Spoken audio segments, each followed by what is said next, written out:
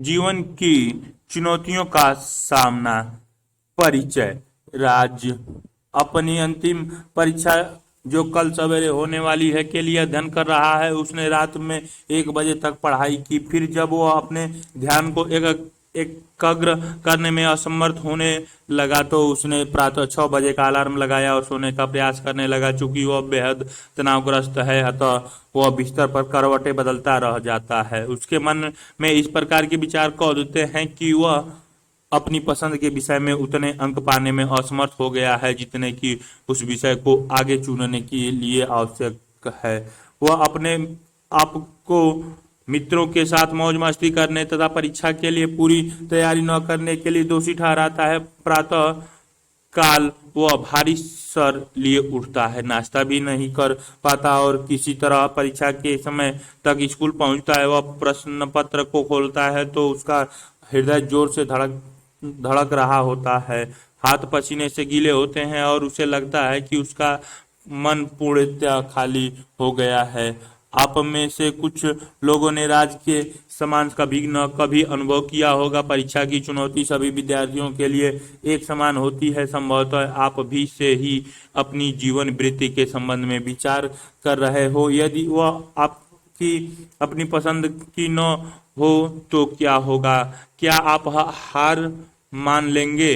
जीवन के हर मोड़ पर चुनौतियां होती है। उस बालक के बारे में सोचिए जिसके माता पिता की मृत्यु बहुत कम उम्र में ही हो गई हो और उसका पालन पोषण करने वाला कोई न हो। वह युवती जिसके पति की मृत्यु किसी कार दुर्घटना में हो गई हो। वे माता पिता जो शारीरिक या मानसिक रूप से चुनौतीग्रस्त बच्चों को पाल पोस कर बड़ा करते हैं। वे लड़के लड़कियां जो कॉल सेंटर में लंबी रात व्यतीत करने के बाद दिन में अपनी नींद पूरी करने का प्रयास करते हैं। अपने आसपास दृष्टि डालिए तो आप पाएंगे कि जीवन एक बड़ी चुनौती है। हम सब इन चुनौतियों से अपने अपने तरीके से निपटते हैं। हम में से कुछ ऐसे करने में सफल होते हैं, किंतु कुछ लोग उन दबावों के सामने परास्त हो जाते हैं। जीवन की चुनौतियां अनिवार्य रूप से दबाव उत्पन्न करने वाली नहीं होती हैं। बहुत कुछ इस पर निर्भर करता है कि उस चुनौती का अवलोकन किस प्रकार किया जाता है। क्रिकेट की टीम में 11वें नंबर का बल्लेबाज एक तेज गेंदबाज की गेंद का मुकाबला करते हुए उसी गेंद का अवलोकन पारी की शुरुआत करने वाले बल्लेबाज से भिन्न तरह से करेगा, जो कि इस तरह की चुनौतियों की उत्सुकता से प्रतीक्षा करेगा।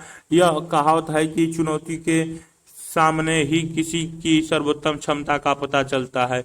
इस अध्याय में हम यह देखने का प्रयास करेंगे कि कैसे कोई जीवन दशा एक चुनौती अथवा दबाव का एक कारण बन जाती है। हम यह भी देखेंगे कि लोग जीवन के विभिन्न चुनौतियों एवं दबावपूर्ण परिस्थितियों के प्रति किस प्रतिक्रियाएं करते हैं। दबाव की प्राकृतिक प्रकार एवं स्रोत। सोमवार की व्यस्त सुबह को जब आप सड़क पार करने के लिए प्रतीक्षा कर रहे हो तो कुछ देर के लिए आप दबाव का अनुभव कर सकते हैं, लेकिन चूंकि आप खतरे के प्रति सतर्क, सावधान तथा जागरूक होते हैं, इसीलिए आप सड़क सुरक्षित पार कर लेते हैं। किसी चुनौती के सामने होने पर हम अधिक प्रयास करते हैं तथा चुनौती से निपटने के लिए अपने सारे संसाधनों और अवलंबों व्यवस्था को भी संगठित कर देते हैं। सभी चुनौतियां, समस्या तथा कठिन परिस्थितियां हमें दबाव, स्ट्रेस में डालती हैं। अतः यदि दबाव का ठीक से प्रबंधन किया जाए तो वह व्यक्ति की अतिजीविता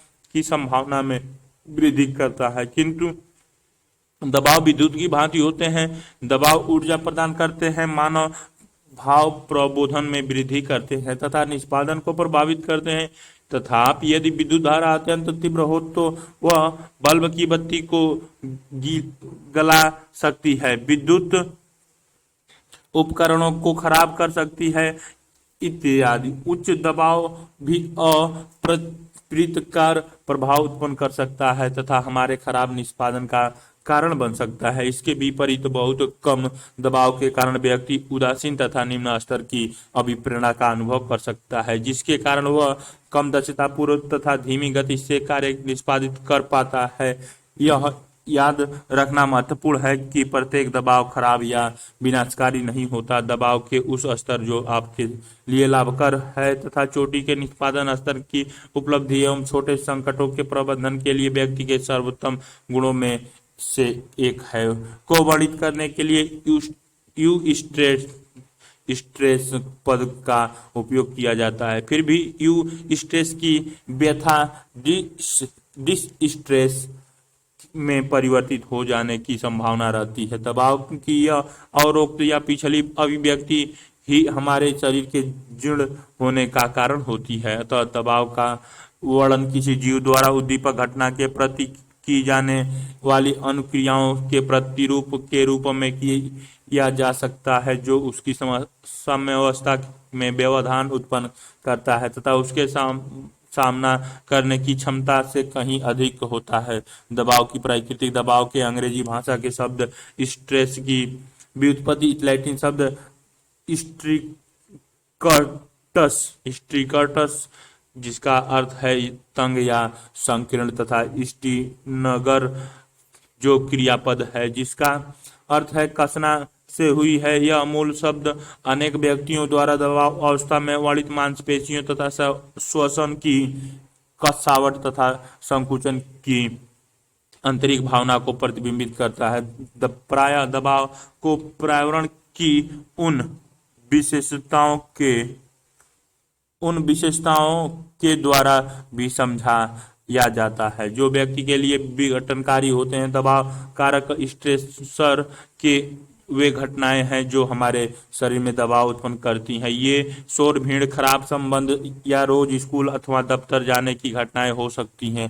बाह्य प्रतिबलक के प्रति प्रतिक्रिया को तनाव स्ट्रेन कहते हैं। चित्र 3.1 देखें। दबाव कारण तथा प्रभाव दोनों से संबंध हो गया है तथापि दबाव का यह दृष्टिकोण भ्रांति उत्पन्न कर सकता है। हेंस सेल ये जो आधुनिक दबाव शोध के जनक कहे जाते हैं ने दबाव को इस प्रकार परिभाषित किया है कि वह किसी भी मांग के प्रति शरीर की अविशिष्ट अनुक्रिया है अर्थात खतरे का कारण चाहे जो भी हो सकता है प्रतिक्रियाओं के समान शरीर क्रियात्मक प्रतिरूप से अनुक्रिया करेगा। अनेक शोधकर्ता इस परिभाषा से सहमत नहीं हैं क्योंकि उनका अनुभव है कि दबाव के प्रति अनुक्रिया उतनी सामान्य तथा अविशिष्ट नहीं होती है जितना सेले का मत है। भिन्न भिन्न दबाव कारक दबाव प्रतिक्रिया के भिन्न भिन्न प्रतिरूप उत्पन्न कर सकते हैं एवं भिन्न व्यक्तियों की अनुक्रियाएं विशिष्ट प्रकार की हो सकती हैं। आप खेल का प्रारंभ करने वाले आरंभिक बल्लेबाज का दृष्टांत याद कर सकते हैं जिसका उल्लेख पहले हुआ था। हम में से प्रत्येक व्यक्ति परिस्थिति को अपनी दृष्टि से देखेगा और मांगों तथा उनका सामना करने की हमारी क्षमता का प्रत्यक्षण ही यह निर्धारित करेगा कि हम दबाव महसूस कर रहे हैं अथवा नहीं। दबाव कोई ऐसा घटक नहीं है जो व्यक्ति के भीतर या पर्यावरण में पाया जाता है। इसके बजाय यह एक सतत चलने वाली प्रक्रिया में सन्निहित है जिसके अंतर्गत व्यक्ति अपने सामाजिक एवं सांस्कृतिक पर्यावरणों में कार्य संपादन करता है, इन संघर्षों का मूल्यांकन करता है तथा उनसे उत्पन्न कारण बाह्य अथवा आंतरिक प्रतिबल, आंतरिक दशा, जैविक तथा मनोवैज्ञानिक प्रतिक्रियाएं जो दबाव के अनुभव को जन्म देती है सामना करना, रक्षा, परिणाम, दबाव प्रतिक्रिया, चुनौती पर विजय पाना या बीमारी, तनाव। चित्र 3.1 दबाव का मनोवैज्ञानिक अर्थ 3 कारणों से दिखाई गई है। होने वाले विभिन्न समस्याओं का सामना करने का प्रयास करता है। दबाव एक गंत्यात्मक मानसिक संज्ञानात्मक अवस्था है। वह सम स्थिति को विघटित करता है या एक ऐसा असंतुलन उत्पन्न करता है जिसके कारण हम उस असंतुलन के समाधान अथवा सम स्थिति को पुनः स्थापित करने की आवश्यकता उत्पन्न होती है। दबाव का प्रत्यक्षण व्यक्ति द्वारा घटनाओं के संज्ञानात्मक मूल्यांकन तथा उनसे निपटने के लिए उपलब्ध संसाधनों पर निर्भर करता है। लेजारस एवं उनके सहयोगियों द्वारा प्रतिपादित दबाव के संज्ञानात्मक सिद्धांत पर आधारित दबाव प्रक्रिया को चिंतन चित्र 3.2 में प्रदर्शित किया गया है। दबावपूर्ण परिस्थिति की के प्रति एक व्यक्ति की अनुक्रिया बहुत सीमा तक घटनाओं के प्रत्यक्षण तथा उनकी व्याख्या या मूल्यांकन पर निर्भर करती है। लेजारस ने दो प्रकार के मूल्यांकन में भेद किया, जो प्राथमिक और द्वितीयक। प्राथमिक मूल्यांकन प्राइमरी एपरेशियल का संबंध एक नए या चुनौतीपूर्ण पर्यावरण का उसके सकारात्मक, तटस्थ तथा नकारात्मक परिणामों के रूप में प्रत्यक्षण से है। नकारात्मक घटनाओं का मूल्यांकन उनके द्वारा संभावित नुकसान, खतरा या चुनौती के लिए किया जाता है। किसी घटना के द्वारा अब तक की जा चुकी क्षति का मूल्यांकन ही नुकसान है। भविष्य में उस घटना द्वारा संभावित क्षति का मूल्यांकन ही खतरा है। घटना के चुनौतीपूर्ण होने का मूल्यांकन उस दबावपूर्ण घटना का सामना करने की योग्यता की प्रत्याशा से संबंध है कि उस पर विजय पाना संभव है तथा उससे लाभ भी उठाया जा सकता है। जब हम किसी घटना का प्रत्यक्षण दबावपूर्ण घटना के रूप में करते हैं तो प्रायः हम उसका द्वितीयक मूल्यांकन, सेकेंडरी अप्राइशियल, करते हैं, जो व्यक्ति की अपनी सामना करने की योग्यता तथा संसाधनों का मूल्यांकन होता है कि वे उस घटना द्वारा उत्पन्न नुकसान, खतरे या चुनौती से निपटने के लिए पर्याप्त है। ये संसाधन मानसिक, शारीरिक, वैयक्तिक अथवा सामाजिक हो सकते हैं। यदि कोई व्यक्ति समझता है कि संकट से निपटने के लिए उसको सकारात्मक अभिवृत्ति, स्वास्थ्य कौशल तथा सामाजिक अवलंब, दबाव कारक प्रकार, पर्यावरणीय, मनोवैज्ञानिक, सामाजिक आयाम, तीव्रता, अवधि, जटिलता, भविष्य कथनीयता, व्यक्ति की विशेषता, शारीरिक स्वास्थ्य, शारीरिक गठन, संवेदनशीलताएं, मनोवैज्ञानिक, मानसिक स्वास्थ्य, स्वभाव,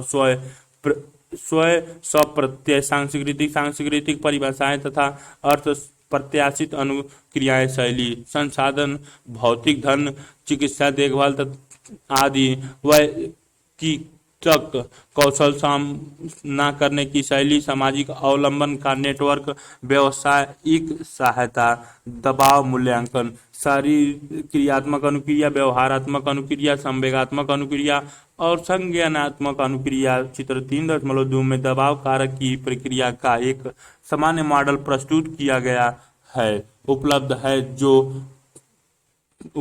है तो वह कम दबाव का अनुभव करेगा। मूल्यांकन की यह द्विस्तरीय प्रक्रम न केवल हमारे संज्ञानात्मक तथा व्यवहारात्मक अनुक्रियाएं निर्धारित करता है, बल्कि बाह्य घटनाओं के प्रति हमारी संवेगिक एवं शारीरिक क्रियात्मक अनुक्रियाओं को भी निर्धारित करता है। ये मूल्यांकन अत्यंत आत्मनिष्ठ होते हैं तथा अनेक कारकों पर निर्भर करते हैं। ये कारक इस प्रकार की दबावपूर्ण परिस्थितियों से निपटने का पूर्व अनुभव, पास्ट एक्सपीरियंस है। यदि कोई व्यक्ति इसके पूर्व सामना परिस्थितियों से सफलतापूर्वक निपट चुके हो तो वह परिस्थितियां उसके लिए कम खतरनाक होगी। एक अन्य कारक यह है कि क्या दबाव उत्पन्न करने वाली घटना नियंत्रणीय, कंट्रोलेबल है, अर्थात क्या परिस्थिति पर व्यक्ति का नियंत्रण है या प्रभुत्व है।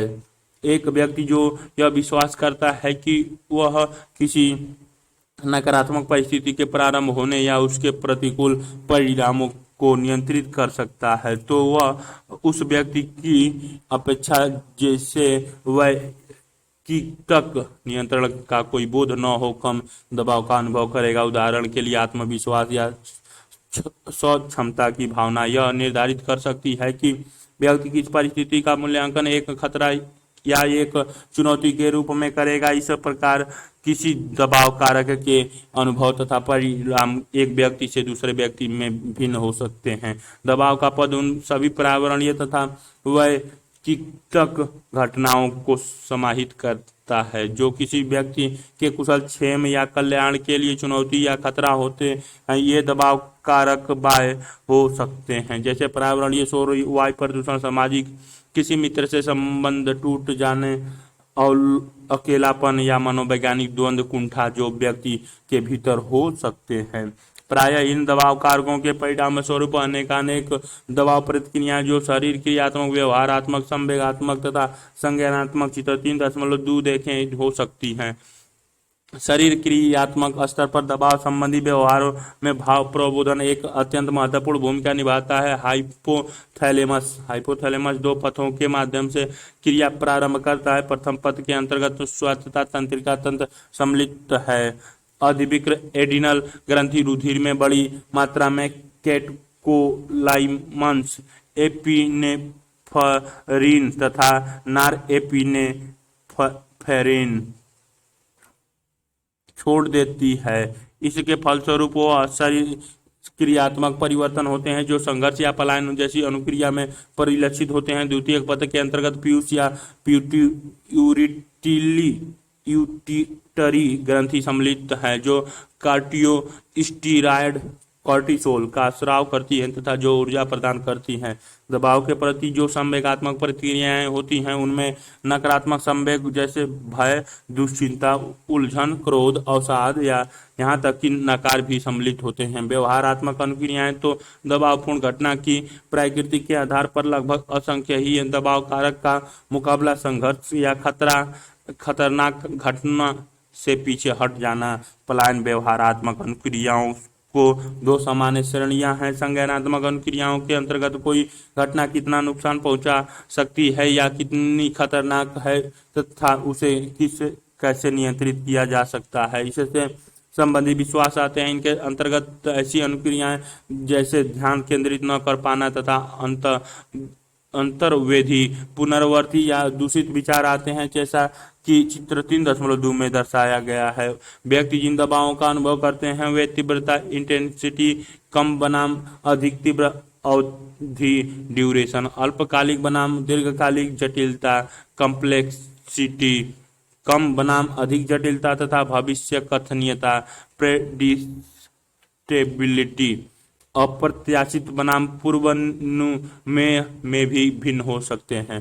किसी दबाव का परिणाम इस पर निर्भर करता है कि उपरोक्त आयामों पर किसी विशिष्ट दबावपूर्ण अनुभव का स्थान क्या है। प्रायः वे दबाव जो अधिक तीव्र, दीर्घकालिक या पुराने, जटिल तथा अप्रत्याशित होते हैं वे अधिक नकारात्मक परिणाम उत्पन्न करते हैं, बजाय उनके जो कम तीव्र, अल्पकालिक, कम जटिल तथा अप्रत्याशित होते हैं। किसी व्यक्ति द्वारा दबाव का अनुभव करना उसके शरीर क्रियात्मक बल पर भी निर्भर करता है। अतः वे व्यक्ति जिनका शारीरिक स्वास्थ्य खराब है तथा दुर्बल शारीरिक गठन के हैं उन व्यक्तियों की अपेक्षा जो अच्छे स्वास्थ्य तथा बलिष्ठ शारीरिक गठन वाले हैं दबाव के समक्ष अधिक असुरक्षित होंगे।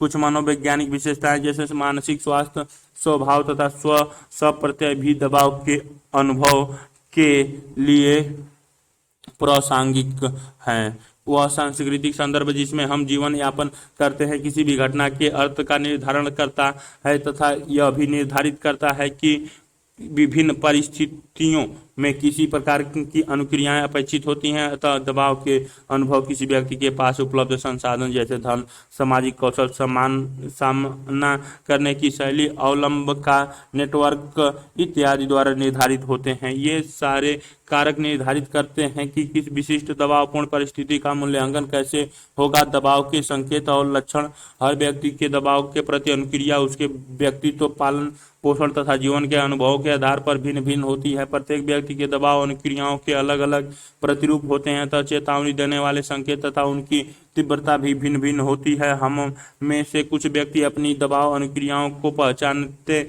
हैं तथा अपने लक्ष्यों की गंभीरता तथा प्रकृति के आधार पर अथवा व्यवहार में परिवर्तन के आधार पर समस्या की गहनता का आकलन कर लेते हैं। दबाव के ये लक्षण शारीरिक, संवेगात्मक तथा व्यवहारात्मक होते हैं। कोई भी लक्षण दबाव की प्रबलता को ज्ञापित कर सकता है जिसका यदि निराकरण न किया जाए तो उसके गंभीर परिणाम हो सकते हैं। क्रियाकलाप 3.1 दबाव के निम्नलिखित लक्षण को पढ़िए। ध्यान केंद्रित न कर पाना, स्मृति ह्रास, गलत निर्णय, विसंगतियां, अनियमितता, उपस्थिति तथा समय पलायन, आत्मसम्मान में कमी, दुर्बल दीर्घकालिक योजना, अचानक व्यग्र ऊर्जा का फट पड़ना, अत्यंतिक भावदशा परिवर्तन, भावात्मक विस्फोट, आकुलता, दुश्चिंता, भय, अवसाद, निद्रा में कठिनाई, खाने में कठिनाई, औषधियों का दुरुपयोग, शारीरिक रोग जैसे पेट खराब होना, सर दर्द, कमर दर्द इत्यादि। उन लक्षणों पर सही का निशान लगाइए जो आपके बारे में सत्य है। तत्पश्चात 2 या 3 विद्यार्थियों के समूह में उन पर विचार विमर्श कीजिए। क्या आप इनमें से कुछ को घटा सकते हैं? परिचर्चा कीजिए कि आप यह कैसे कर सकते हैं। अपने अध्यापक से परामर्श कीजिए।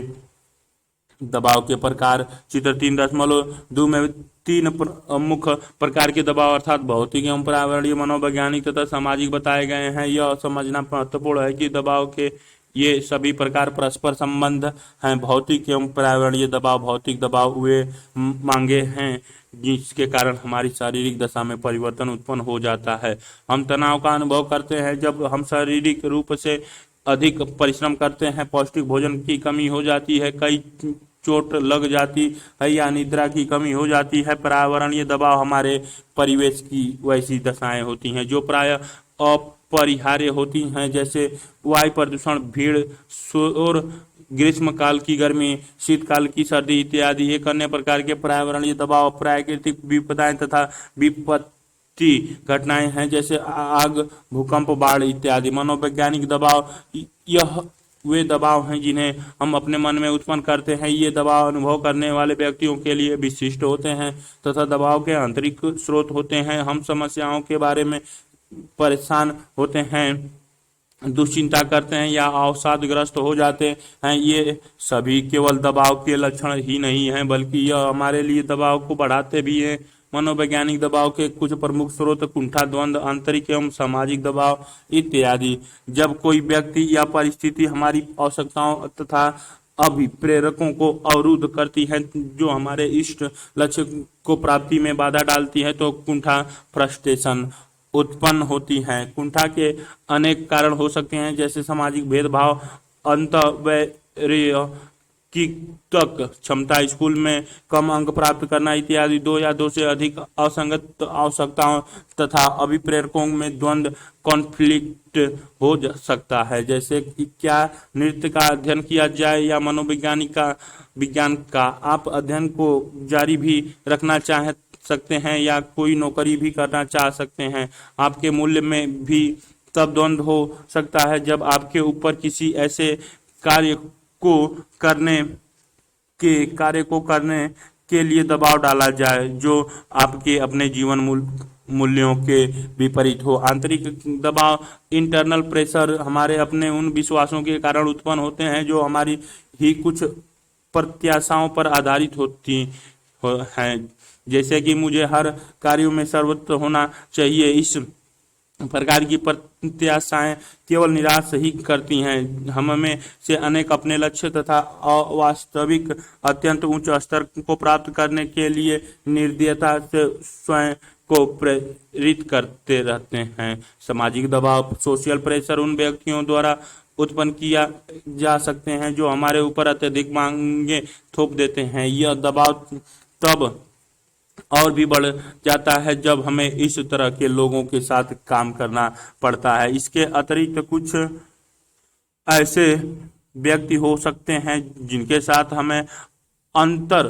वैयक्तिक कठिनाई होती है। एक प्रकार में व्यक्तित्वों की टकराहट। सामाजिक दबाव ये बाह्यजनित होते हैं तथा दूसरे लोगों के साथ हमारी अंतःक्रियाओं के कारण उत्पन्न होते हैं। इस प्रकार की सामाजिक घटनाएं जैसे परिवार में किसी की मृत्यु या बीमारी, तनावपूर्ण संबंध, पड़ोसी से परेशानी सामाजिक दबाव के कुछ उदाहरण है। सामाजिक दबाव व्यक्ति में बहुत भिन्न होते हैं। एक व्यक्ति जो अपने घर में शाम को शांतिपूर्वक बिताना चाहता है, उसके लिए उत्सव या पार्टी में जाना दबावपूर्ण हो सकता है, जबकि किसी बहुत मिलनसार दबावपूर्ण जीवन की घटनाओं की एक मापनी बॉक्स 3.1 दबाव के लिए जीवन घटनाएं की एक मापनी का निर्माण होल्म्स तथा राहे ने किया। उपरोक्त मापनी के आधार पर सिंह, कौर और कौर ने भारतीय जन समुदाय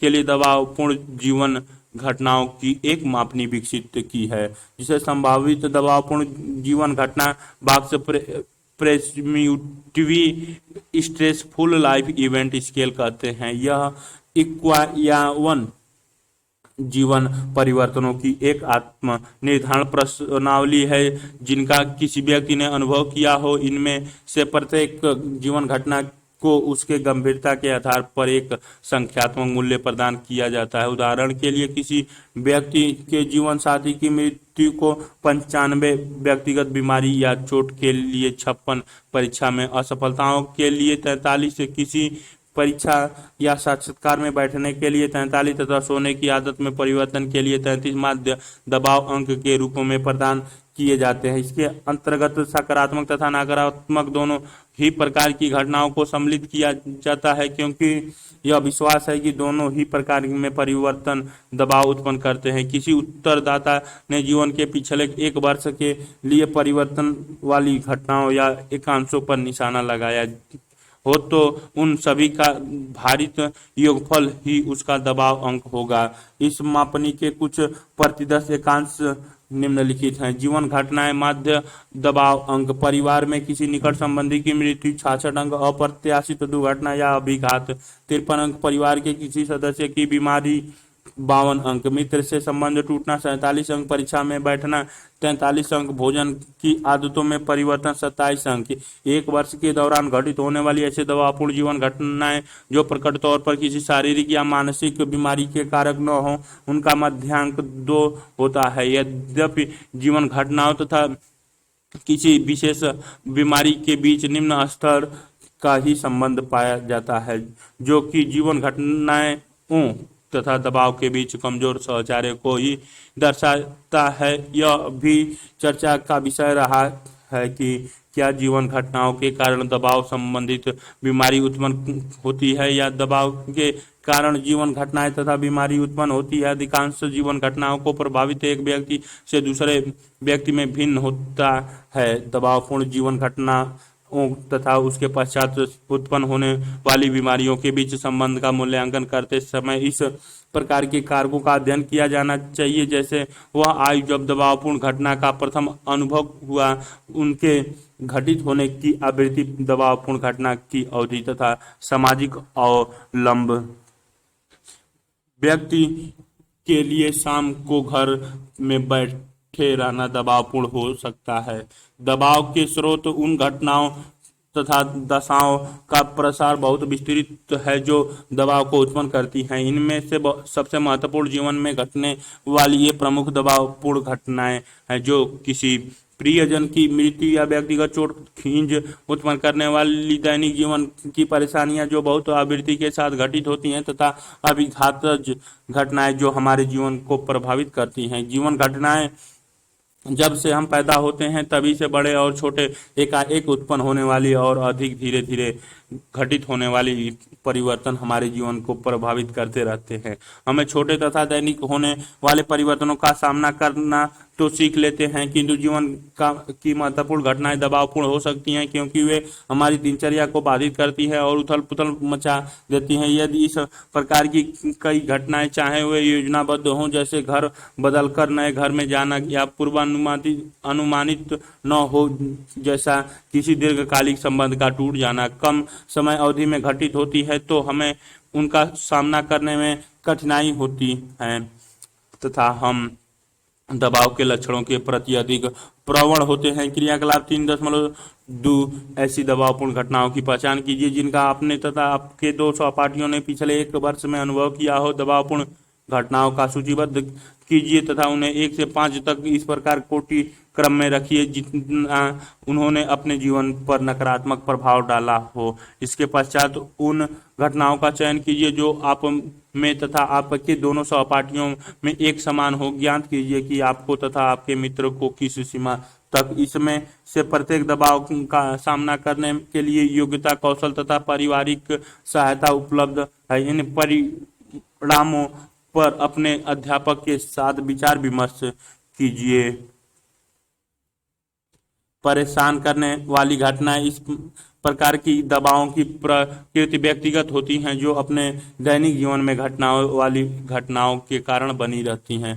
कोलाहलपूर्ण परिवेश, प्रतिदिन का आना जाना, झगड़ालू पड़ोसी, बिजली पानी की कमी, यातायात की भीड़ भाड़ इत्यादि ऐसी कष्टप्रद घटनाएं हैं। एक गृह स्वामिनी को भी अनेक ऐसी आकस्मिक कष्टप्रद घटनाओं का अनुभव करना पड़ता है। कुछ व्यवसायों में ऐसी परेशान करने वाली घटनाओं का सामना बार बार करना पड़ता है। कभी कभी ऐसी परेशानियों को बहुत तबाहीपूर्ण परिणाम उस व्यक्ति के लिए होता है जो उन घटनाओं का सामना अकेले करता है, क्योंकि बाहरी दूसरे व्यक्तियों को इन परेशानियों की जानकारी भी नहीं होती है। जो व्यक्ति इन परेशानियों के कारण जितना ही अधिक दबाव अनुभव करता है, उतना ही अधिक उसका मनोवैज्ञानिक कुशल क्षेम निम्न स्तर का होता है। अभिघातज घटनाएं, इनके अंतर्गत विभिन्न प्रकार की गंभीर घटनाएं जैसे अग्निकांड, रेलगाड़ी या सड़क दुर्घटना, लूट, भूकंप, सुनामी इत्यादि सम्मिलित होते हैं। इस प्रकार की घटनाओं का प्रभाव कुछ समय बीते जाने के बाद दिखाई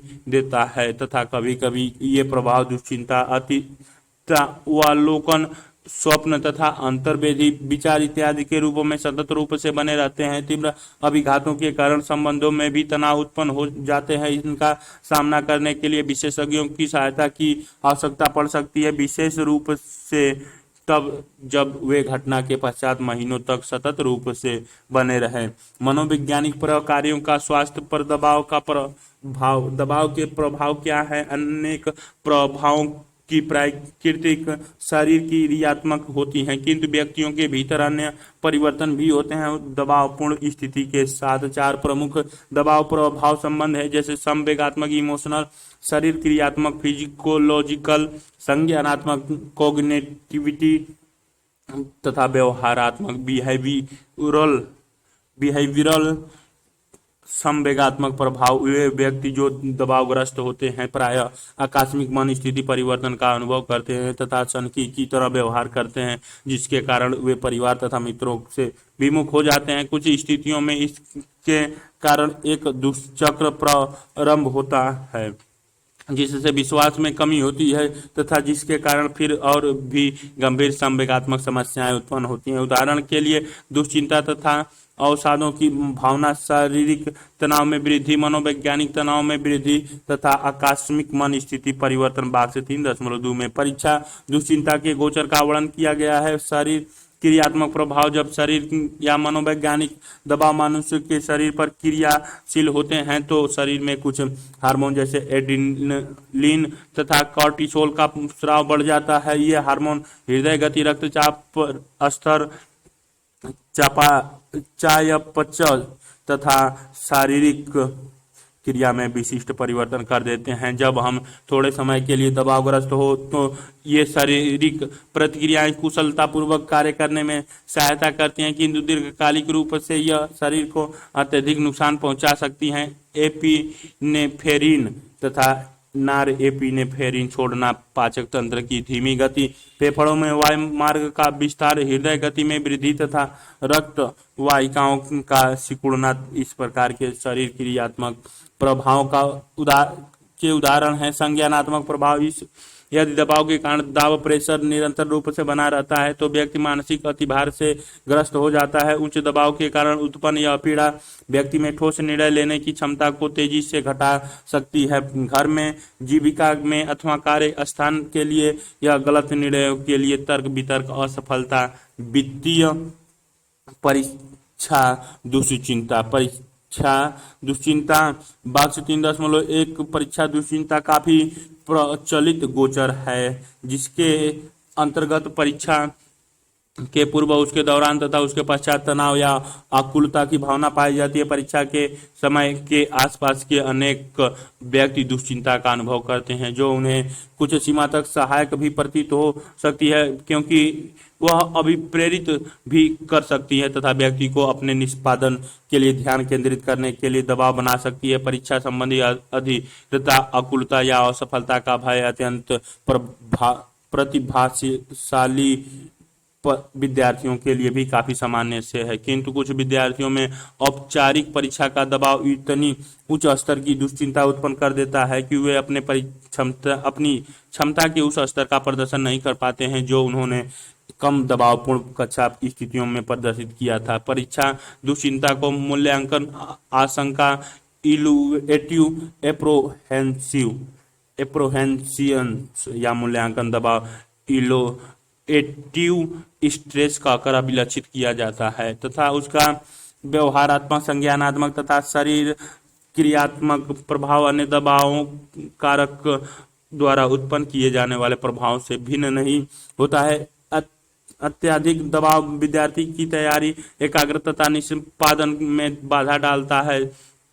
परीक्षा संबंधी दबाव से परीक्षण दुश्चिंता उत्पन्न होती है, जिससे किसी भी जांच या मूल्यांकन वाले परीक्षण में व्यक्ति के निष्पादन पर प्रतिकूल प्रभाव पड़ता है। वे व्यक्ति जिनमें परीक्षण दुश्चिंता प्रबल होती है, वे मूल्यांकन की जानने वाली स्थितियों को अपने लिए व्यक्तिगत रूप से खतरा समझते हैं। परीक्षण की स्थिति में वे प्रायः तनावग्रस्त, आशंकित, अधीर तथा संवेगात्मक रूप से भाव प्रबोधित रहते हैं। इसके अतिरिक्त स्व केंद्रित नकारात्मक संज्ञान जो वह अनुभव करते हैं, जिसके कारण परीक्षा के समय उनकी एकाग्रता भंग हो जाती है। उच्च परीक्षण दुश्चिंता वाले विद्यार्थी परीक्षा के दबाव के प्रति तीव्र संवेगीय प्रतिक्रिया, अपने बारे में नकारात्मक विचार, अपर्याप्तता और असहायता की भावना तथा प्रतिष्ठा एवं सम्मान में ह्रास की अनुक्रिया करते हैं, जो उनके निष्पादन को प्रभावित करता है। सामान्यतः उच्च परीक्षा दुश्चिंता वाले व्यक्ति किसी कार्य में मग्न होने के स्थान पर भीतर ही भीतर उलझ जाते हैं। अतः उन सूचनात्मक संकेतों की जो उन्हें उपलब्ध होते हैं, या तो वह अपेक्षा करते हैं या उनका गलत अर्थ लगाते हैं अथवा अवैधानिक अवरोध का अनुभव करते हैं। परीक्षा की तैयारी करते समय व्यक्ति को अध्ययन हेतु पर्याप्त समय देना चाहिए, अपनी क्षमता तथा कमजोरी का मूल्यांकन करना चाहिए, कठिनाइयों पर अध्यापकों तथा सहपाठियों से चर्चा करनी चाहिए, पुनरावृत्ति समय सारणी की योजना बनानी चाहिए, नोट्स को संक्षिप्त करना चाहिए, पुनरावृत्ति घंटों के बीच अंतराल रखना चाहिए तथा सर्वाधिक महत्वपूर्ण यह है कि परीक्षा के दिन शांत रहने पर ध्यान केंद्रित करना चाहिए। घाटा यहाँ तक की नौकरियों की क्षति भी इसके परिणाम स्वरूप हो सकती है। एकाग्रता में कमी तथा न्यूनीकृत अल्पकालिक स्मृति क्षमता भी दबाव के संज्ञान को प्रभाव हो सकते हैं। व्यवहारात्मक प्रभाव, दबाव का प्रभाव हमारे व्यवहार पर कम पौष्टिक भोजन करने, उत्तेजित करने वाले पदार्थों जैसे कैफीन का अधिक सेवन करने एवं सिगरेट, मद्यम तथा अन्य औषधि जैसे उपशामकों इत्यादि के अत्यधिक सेवन करने में परिलक्षित होते हैं। उपशामक औषधियां व्यसन बन सकती हैं तथा उनके अन्य प्रभाव भी हो सकते हैं, जैसे एकाग्रता में कठिनाई, समन्वय में कमी तथा घुंडी या चक्कर आ जाना। दबाव के कुछ ठेठ या प्रारूपी व्यवहारात्मक प्रभाव, निद्रा प्रतिरूपों में व्याघात, अनुपस्थितता में वृद्धि तथा कार्य निष्पादन में ह्रास। दबाव तथा स्वास्थ्य, अपने अवश्य परीक्षण किया होगा कि आपके अनेक मित्र हो सकता है आप भी उसमें सम्मिलित हों, परीक्षा काल में बीमार पड़ जाते हैं, उन्हें पेट में खराबी, शरीर में दर्द, वमन, अतिसार और बुखार इत्यादि की पीड़ा झेलनी पड़ जाती है। आपने यह भी ध्यान दिया होगा कि वे व्यक्ति जो अपने निजी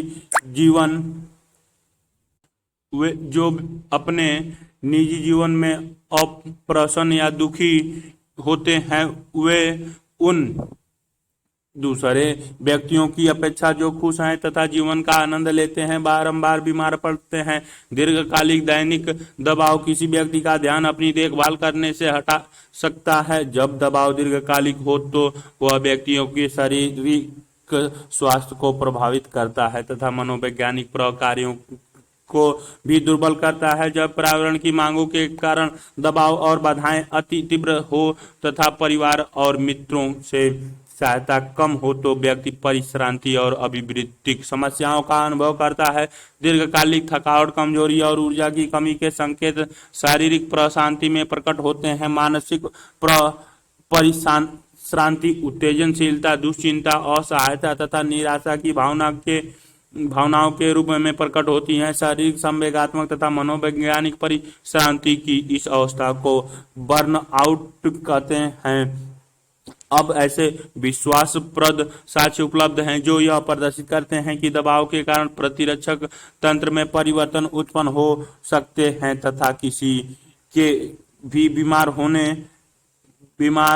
होने संभावना बढ़ जाती है। हृदय वाहिका विकार, उच्च रक्तचाप तथा मनोदैहिक विकार जैसे अल्सर, दमा, एलर्जी तथा सर दर्द के विकास में दबाव की लिप्तता बताई जाती है। शोधकर्ताओं के आकलन के अनुसार समस्त शारीरिक बीमारियों में 50 से 70% तक में दबाव की महत्वपूर्ण भूमिका होती है। अध्ययन यह भी प्रदर्शित करता है कि चिकित्सा से मिलने के लगभग 60% मामले प्रमुखतः दबाव संबंध लक्षणों के कारण ही होते हैं। सामान्य अनुकूलन लक्षण, जब दबाव सतत रूप से दीर्घकाल तक बना रहता है तो शरीर में क्या घटित होते हैं। सेलिए ने इस प्रश्न पर अध्ययन किया। अध्ययन के दौरान पशुओं को विभिन्न दाब कारक जैसे उच्च तापमान, एक्सरे तथा इंसुलिन की सुई लगाकर प्रयोगशाला में लंबे समय तक रखा गया। उन्होंने विभिन्न चोटों तथा बीमारियों से पीड़ित रोगियों का अस्पताल में जाकर परीक्षण भी किया। सेल ए ने सभी में समान प्रतिरूप वाली शारीरिक अनुक्रियाएं पाई। सेल ए ने इस प्रतिरूप को सामान्य अनुकूलन लक्षण, जनरल एडप्शन सिंड्रोम या GAS गैस का नाम दिया। उनके अनुसार GAS के अंतर्गत 3 चरण होते हैं: सचेत प्रतिक्रिया, अलार्म रिएक्शन, प्रतिरोध रेजिस्टेंस तथा परिश्रांतिक एक्साइटेशन। चित्र 3.3 देखें। पहला, सचेत प्रतिक्रिया चरण किसी हानिकारक उद्दीपक या दबाव कारक की उपस्थिति के कारण एड्रिनल पीयूष कार्टेज तंत्र का सक्रियण हो जाता है और उन अंतःस्राव को छोड़ने के लिए प्रेरित करता है जिससे दबाव अनुक्रिया होती है। अब व्यक्ति संघर्ष या पलायन के लिए तैयार हो जाता है।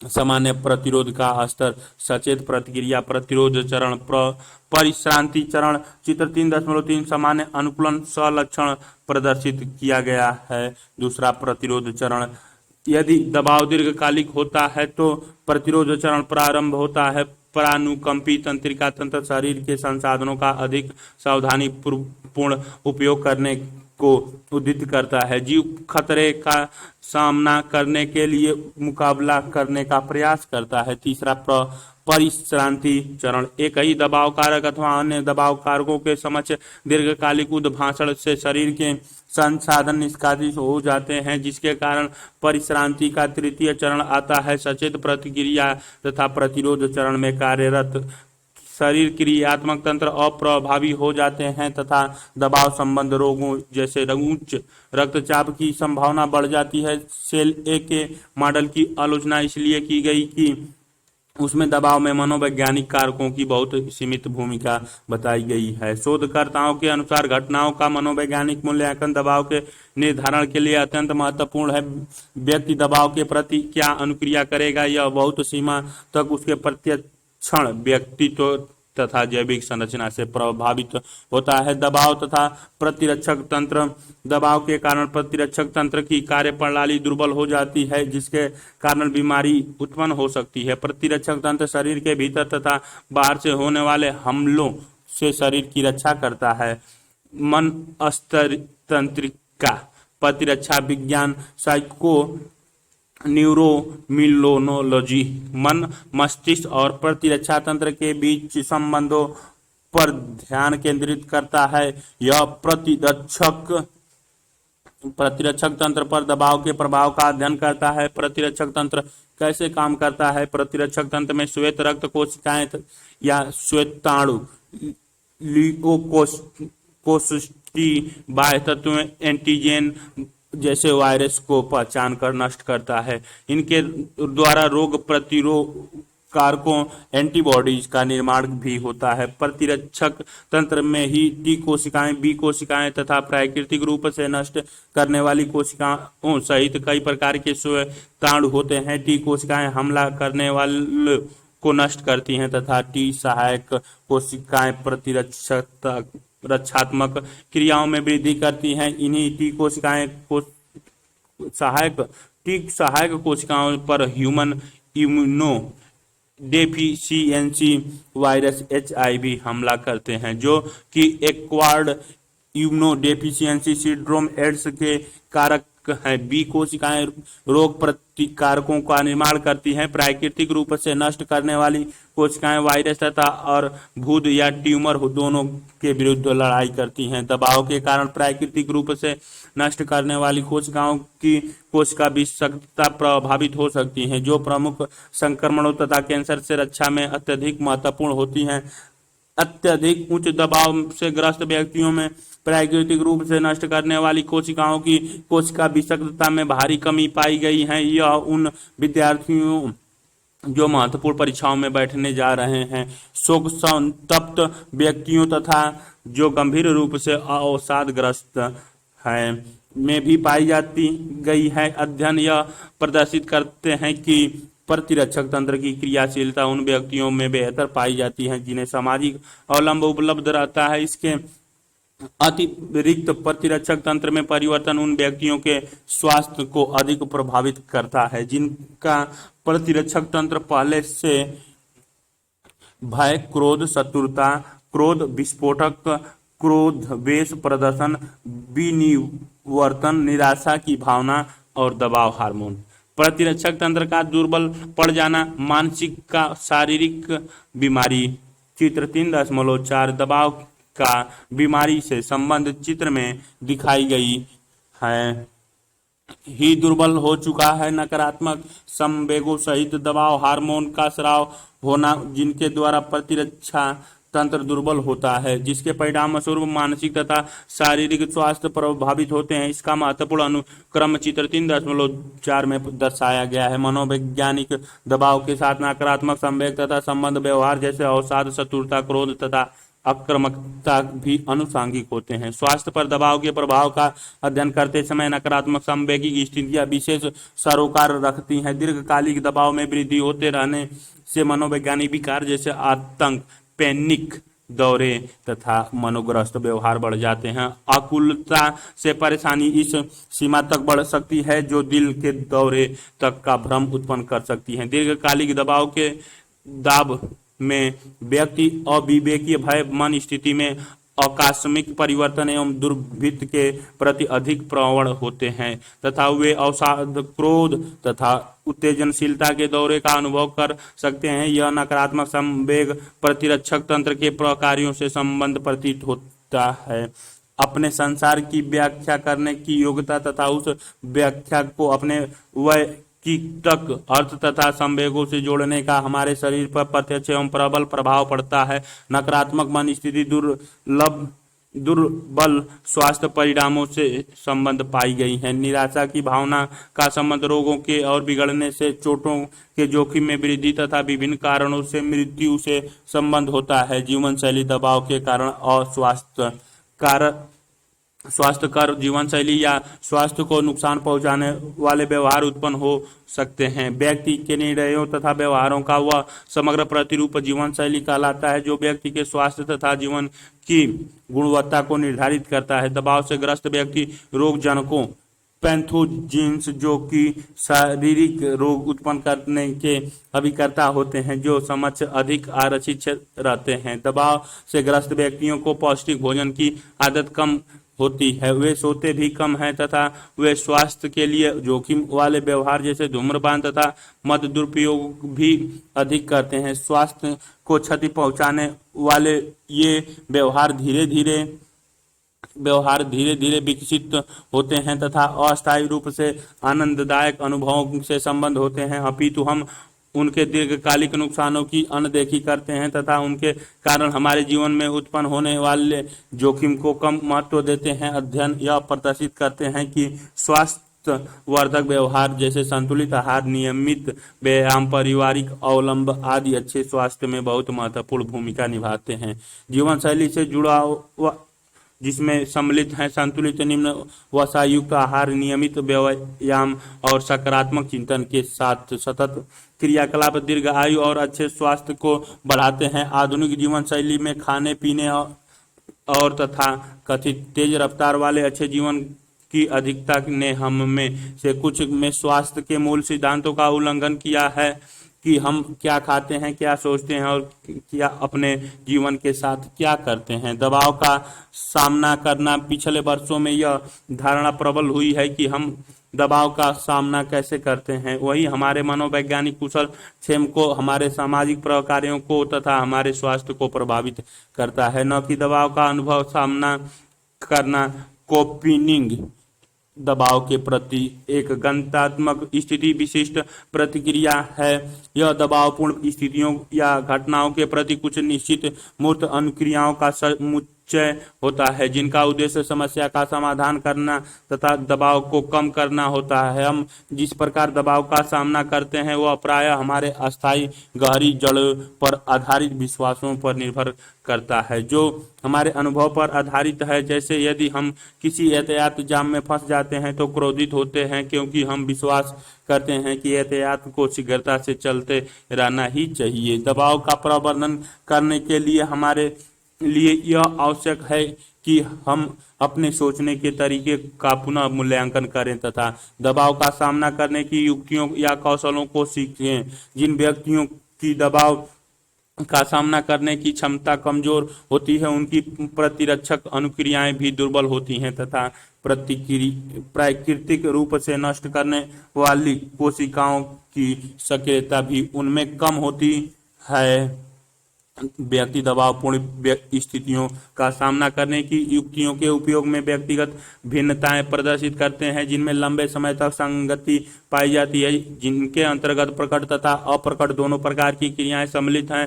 एड्रल तथा पार्कर द्वारा वर्णित दबाव का सामना करने की 3 युक्तियां या कौशल निम्नलिखित हैं। कृत अभिविन्यास्त युक्तियां दबावपूर्ण स्थिति के संबंध में सूचनाएं एकत्रित करना, उनके प्रति क्या क्या वैकल्पिक क्रियाएं हो सकती हैं तथा उनके संभावित परिणाम क्या हो सकते हैं, यह सब इनके अंतर्गत आते हैं। इसके अंतर्गत प्राथमिकताओं तथा क्रियाओं के संबंध में निर्णय करना भी सम्मिलित होता है ताकि दबाव पूर्ण स्थिति का प्रत्यक्ष रूप से सामना किया जा सके। उदाहरण के लिए मैं अपने लिए बेहतर समय सारणी बनाऊं या विचार करूं कि इसके समान समस्याओं का समाधान मैंने कैसे किया था।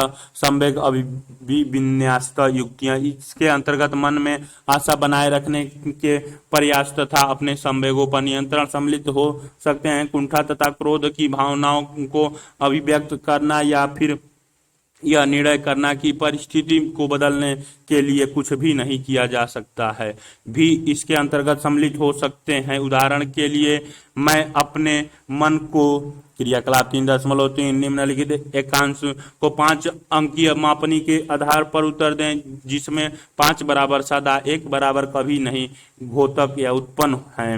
मैं अपने संवेगों को खुले और प्रत्यक्ष रूप से अभिव्यक्त करता हूँ। मैं अपने व्यक्तिगत लक्ष्यों की दिशा में काम करता हूं। मैं ऐसी परिस्थितियों को स्वीकार करता हूं जिन्हें परिवर्तित नहीं किया जा सकता। मैं अपने परेशानी को चर्चा अपने मित्रों से करता हूं। मैं शायद सब कुछ सही तरीके से प्राप्त नहीं कर सकता। अपने उत्तर को लेकर अपने सहपाठियों एवं शिक्षकों से परिचर्चा करें। प्राप्तांक उतना अधिक होगा, दबाव का सामना करने की आपकी योग्यता उतनी ही अधिक होगी। समझाऊं कि यह सब कुछ मेरे साथ घटित नहीं हो रहा है या फिर मैं यही चिंता करूं कि मुझे क्या करना है। परिहार अभिविन्यास युक्ति, इसके अंतर्गत स्थिति का गंभीरता को नकारना या कम समझना सम्मिलित होते हैं। इसमें दबावपूर्ण विचार का चेतन दमन तथा उनके स्थान पर आत्मरक्षित विचारों का प्रतिस्थापन भी सम्मिलित होते हैं। लेजारस तथा फोकमैन ने दबाव का सामना करने का संकल्पना निर्धारित एक गणनात्मक प्रक्रिया के रूप में संकलित किया, न कि किसी व्यक्तिगत विशेषज्ञ के रूप में। किसी दबावपूर्ण कार्य के संपादक में जो आंतरिक या बाह्य मांगे होती हैं उन पर विजय पाने के लिए, उन्हें कम करने के लिए अथवा सहन करने के लिए निरंतर परिवर्तित होते रहने वाले संज्ञानात्मक तथा व्यवहारात्मक प्रयासों से ही दबाव का सामना करना संदर्भित होता है। दबाव का सामना करने से किसी समस्या का प्रबंध या परिवर्तन करने तथा उसके प्रति संवेगात्मक अनुक्रियाओं का नियमन करने की व्यक्ति को छूट मिलती है। उनके अनुसार सामना करने की ये अनुक्रियाएं 2 प्रकार की होती हैं। समस्या केंद्रित प्रॉब्लम फोकस्ड तथा संवेगीय केंद्रित। इमोशनल फोकस्ड समस्या केंद्रित युक्तियां समस्या पर ही हमला करती हैं। ऐसे वे उन व्यवहारों द्वारा करती हैं जो सूचना एकत्रित करने, घटनाओं को परिवर्तित करने तथा विश्वास और प्रतिबद्धता को परिवर्तित करने के लिए होते हैं। वे व्यक्ति की जागरूकता में वृद्धि करती हैं, ज्ञान के स्तर को बढ़ाती हैं तथा दबाव का सामना करने के संज्ञानात्मक एवं व्यवहारात्मक विकल्पों में वृद्धि करती हैं। घटना से उत्पन्न खतरे की अनुभूति को भी घटाने का कार्य वे करती हैं।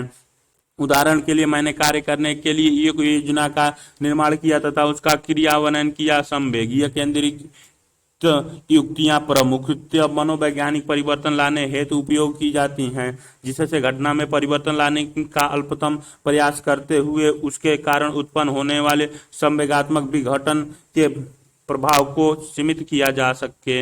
उदाहरण के लिए, मैंने कुछ कार्य इसलिए किए कि मेरे भीतर से वह निकल जाए। यद्यपि जब व्यक्ति के समक्ष दबावपूर्ण स्थिति उत्पन्न होती है तो समस्या केंद्रित तथा संवेग केंद्रित दोनों ही सामना करने की युक्तियों का उपयोग आवश्यक होता है, मगर शोध प्रदर्शित करते हैं कि व्यक्ति प्रथम प्रकार की युक्तियों का अपेक्षाकृत अधिक बार उपयोग करते हैं। दबाव प्रबंधन तकनीकें। दबाव एक मूल हत्यारे के समान है। यह अनुमानित है कि वह शारीरिक रोग और अवस्था में महत्वपूर्ण भूमिका निभाता है। उच्च रक्तचाप, हृदय रोग, अल्सर, मधुमेह और यहाँ तक कि कैंसर भी कड़े दबाव से संबंध होते हैं। जीवन शैली में परिवर्तनों के कारण दबाव में निरंतर वृद्धि हो रही है, अतः विद्यालय, दूसरी संस्थाएं, दफ्तर एवं समुदाय उन तकनीकों को जानने के लिए उत्सुक हैं जिनके द्वारा दबाव का प्रबंधन किया जा सके।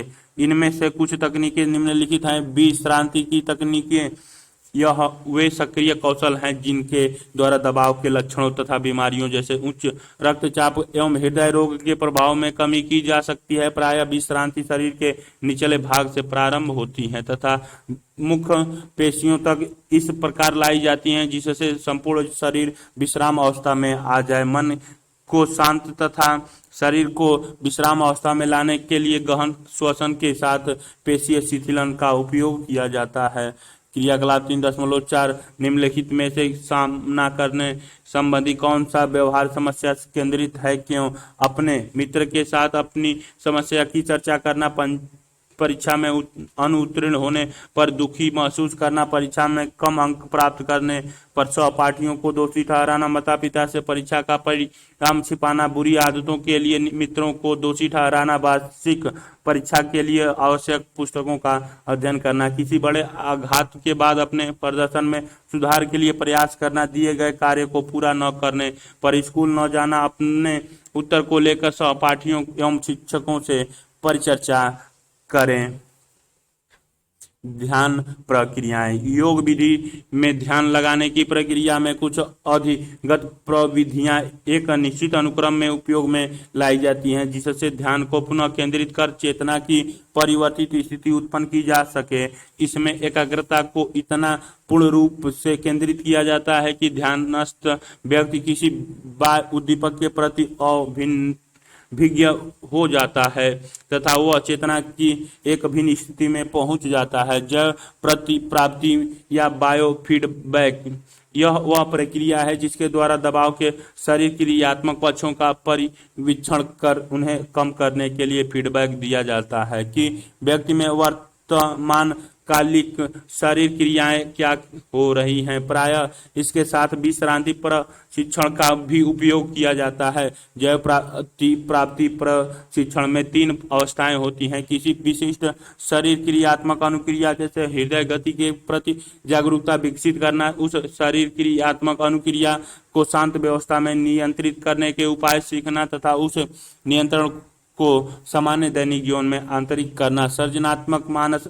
प्रत्यक्षीकरण, दबाव से निपटने के लिए यह एक प्रभावी तकनीकी है। सृजनात्मक मानस प्रत्यक्षीकरण एवं आत्मनिष्ठ अनुभव है जिसमें प्रतिमा तथा कल्पना का उपयोग किया जाता है। मानस प्रत्यक्षीकरण के पूर्व व्यक्ति को वास्तविकता के अनुकूल एक लक्ष्य निर्धारित कर लेना चाहिए। यह आत्मविश्वास के निर्माण में सहायक होता है। यदि व्यक्ति का मन शांत हो, शरीर विश्राम अवस्था में हो तो आंख बंद हो तो मानस प्रतिरक्षीकरण सरल होता है। ऐसा करने से अवांछित विचारों के हस्तक्षेप में कमी आती है तथा व्यक्ति को वह सृजनात्मक ऊर्जा प्राप्त होती है, जिससे कि काल्पनिक दृश्य को वास्तविकता में परिवर्तित किया जा सके। संज्ञानात्मक व्यवहारात्मक तकनीकें, इन तकनीकों का उद्देश्य व्यक्ति को दबाव के विरुद्ध संचारित करना होता है। मिचेनबाम ने दबाव संचरण प्रशिक्षण, स्ट्रेस इनकोलुलेशंस ट्रेनिंग की एक प्रभावी विधि विकसित की है। इस उपागम का सार यह है कि व्यक्ति के नकारात्मक तथा अविवेकीय विचार के स्थान पर सकारात्मक तथा स्विवेक विचार प्रतिस्थापित कर दिए जाएं। इसके 3 प्रमुख चरण है: मूल्यांकन, दबाव न्यूनीकरण तकनीकें तथा अनुप्रयोग एवं अनुवर्ती कार्रवाई। मूल्यांकन के अंतर्गत समस्या की प्रकृति पर परिचर्चा करना तथा उसे व्यक्ति स्वार्थ के दृष्टिकोण से देखना सम्मिलित होते हैं। दबाव न्यूनीकरण के अंतर्गत दबाव कम करने वाले तकनीकों जैसे विश्रांति तथा आत्म अनुदेशन को सीखना सम्मिलित होते हैं। व्यायाम, दबाव के प्रति अनुक्रिया के बाद अनुभव किए गए शरीर क्रियात्मक भाव प्रबोधन के लिए व्यायाम एवं सक्रिय निर्गम मार्ग प्रदान कर सकता है। नियमित व्यायाम के द्वारा हृदय की दक्षता में सुधार होता है, फेफड़ों के प्रकार्यों में वृद्धि होती है, रक्तचाप में कमी होती है, रक्त में वसा की मात्रा घटती है तथा शरीर के प्रतिरक्षक तंत्र में सुधार होता है। तैरना, टहलना, दौड़ना, साइकिल चलाना, रस्सी कूदना इत्यादि दबाव को कम करने में सहायक होते हैं। प्रत्येक व्यक्ति को सप्ताह में कम से कम 4 दिन एक साथ 30 मिनट तक इनमें से किसी व्यायाम का अभ्यास करना चाहिए। प्रत्येक सत्र में कर्माना व्यायाम तथा ठंडा या सामान्य होने के चरण अवश्य होने चाहिए। सकारात्मक स्वास्थ्य तथा कुशल क्षेम का उन्नयन। अपने जीवन को हम बिना ऐसे व्यक्तिगत संकटों का अनुभव किए जो कुछ समय के लिए तीव्र दबाव उत्पन्न करते हैं पूरा कर ले, यह संभव नहीं है। उनके व्यक्ति जीवन चलाते जाते हैं तथा अत्यंत सकारात्मक रूप से जीवन का पुनर्निर्माण कर लेते हैं। इसकी संभावना अधिक होती है कि प्रायः ऐसे व्यक्तियों में रचनात्मक अभिवृत्तियां होती हैं तथा उन्हें विविध प्रकार के संवेगात्मक तथा सामाजिक अवलंब उपलब्ध होते हैं। जब हम इन दबावों का प्रबंधन सीख लेते हैं तथा ऐसी स्थिति से कुछ सकारात्मक रचना करने के लिए ऊर्जा का उपयोग कर सकते हैं, तब समझिए हमने अधिक स्वास्थ्य कर उत्तरजीविता सीख ली है तथा इसके परिणाम स्वरूप हम भविष्य में आने वाले संकटों के समक्ष दबाव का सामना करने के लिए अधिक योग्य हो सकेंगे।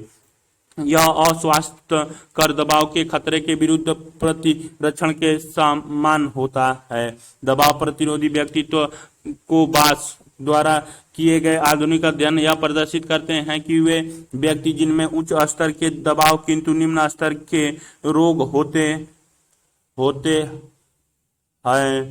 उनमें 3 विशेषताएं सामान्य रूप से पाई जाती हैं, जिन्हें दृढ़ता हार्डनेस नामक व्यक्तित्व विशेषक के नाम से जाना जाता है। ये 3 ही अंग्रेजी भाषा के सी अक्षर से प्रारंभ होते हैं, अर्थात प्रतिबद्धता, कमिटमेंट, नियंत्रण, कंट्रोल तथा चुनौती, चैलेंज। दृढ़ता अपने बारे में, संसार के बारे में तथा उनके बीच अंतः क्रिया के विषय में कुछ विश्वास का एक समुच्चय होता है। इसका निर्माण जो कार्य हम कर रहे हैं उसके प्रति व्यक्तिगत प्रतिबद्धता, अपने जीवन पर नियंत्रण का बोध तथा चुनौतियों का भावना से होता है। दबाव प्रतिरोध व्यक्तित्व में नियंत्रण अर्थात जीवन में उद्देश्य तथा दिशा की भावना होती है। कार्य, परिवार, अपनी रुचियां तथा सामाजिक जीवन के प्रति प्रतिबद्धता होती है तथा चुनौतियां होती है, अर्थात वे जीवन में परिवर्तनों को सामान्य तथा सकारात्मक समझते हैं, न कि कोई खतरा। प्रत्येक व्यक्ति में इस प्रकार की विशेषताएं नहीं होती हैं। हम में से अनेक व्यक्तियों को स्विवेक, चिंतन तथा अग्रहित जैसे क्षेत्रों में विशिष्ट जीवन कौशल को पुनः सीखना होता है ताकि हम दैनिक जीवन की मांग को बेहतर ढंग से सामान्य कर सकें। जीवन कौशल अनुकूली तथा सकारात्मक व्यवहार की वे योग्यताएं हैं जो व्यक्तियों को दैनिक जीवन की मांगों और चुनौतियों से प्रभावित तरीके से निपटने के लिए सक्षम बनाती हैं। दबाव का सामना करने कि हमारी योग्यता इस बात पर निर्भर करती है कि हम दैनिक जीवन की मांगों के प्रति संतुलन करने तथा उनके संबंध में व्यवहार करने के लिए कितने तैयार हैं तथा अपने जीवन में साम्य अवस्था बनाए रखने के लिए कितने तैयार हैं। ये जीवन कौशल सीखे जा सकते हैं तथा उनमें सुधार भी किया जा सकता है। अग्रहिता, समय प्रबंधन, स्वविवेक, चिंतन, संबंधों में सुधार, स्वयं की देखभाल के साथ साथ ऐसी असहायक आदतें जैसे पूर्णतावादी होना, विलंबन या टालना इत्यादि से मुक्ति कुछ ऐसे जीवन कौशल हैं जिनसे जीवन की चुनौतियों का सामना करने में मदद मिलेगी। अग्रहिता, असर्टिवनेस। अग्रहिता एक ऐसा व्यवहार या कौशल है जो हमारे भावनाओं, आवश्यकताओं, इच्छाओं तथा विचारों के सुस्पष्ट तथा विश्वासपूर्ण संप्रेषण में सहायक होता है। यह ऐसी योग्यता है जिसके द्वारा किसी के निवेदन को अस्वीकार करना, किसी विषय पर बिना आत्मचेतन के अपने मत को अभिव्यक्त करना या फिर खुले कर ऐसे संवेग जैसे प्रेम, क्रोध इत्यादि को अभिव्यक्त करना संभव होता है। यदि आप आग्रही हैं तो आप में उच्च आत्मविश्वास एवं आत्म सम्मान तथा अपनी अस्मिता की एक अटूट भावना होती है। समय प्रबंधन, आप अपना समय जैसे व्यतीत करते हैं वह आपके जीवन की गुणवत्ता को निर्धारित करता है। समय का प्रबंधन तथा प्रतियोजित करना सीखने से दबाव मुक्त होने में सहायता मिल सकती है। समय दबाव कम करने का एक प्रमुख तरीका समय के प्रत्येक क्षण में परिवर्तन लाना है। समय प्रबंधन का प्रमुख नियम यह है कि आप जिन कार्यों को महत्व देते हैं उनका परिपालन करने में समय लगाएं या उन कार्यों को करने में जो आपके लक्ष्य प्राप्ति में सहायक हो। आपको अपनी जानकारी की वास्तविकता का बोध हो तथा कार्य को निश्चित समय अवधि में करें। यह स्पष्ट होना चाहिए कि आप क्या करना चाहते हैं तथा आपके अपने जीवन में इन दोनों बातों में सामंजस्य स्थापित कर सकें।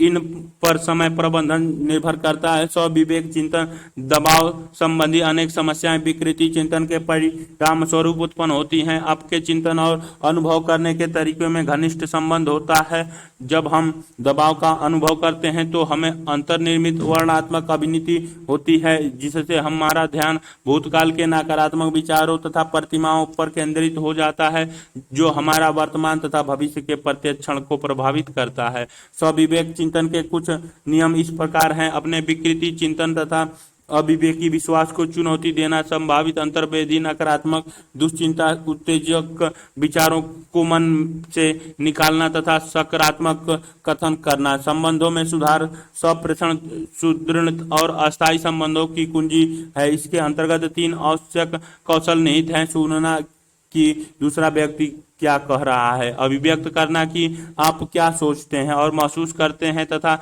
दूसरों की भावनाओं और मतों को स्वीकारना चाहे वे स्वयं आपके अपने से भिन्न। वाक्य 3.3 स्थिति स्थापना तथा स्वास्थ्य। आधुनिक समय में बालकों तथा किशोरों में स्थिति स्थापन को समझने के लिए बहुत शोध कार्य किए गए हैं। स्थिति स्थापन एक विकासात्मक प्रक्रिया है जो चुनौतीपूर्ण जीवन दशाओं में सकारात्मक समायोजन के अनुरक्षण को संदर्भित करता है। दबाव तथा विपत्ति के होते हुए भी उछल कर पुनः अपने स्थान पर पहले के समान वापस आने की स्थिति स्थापन कहते हैं।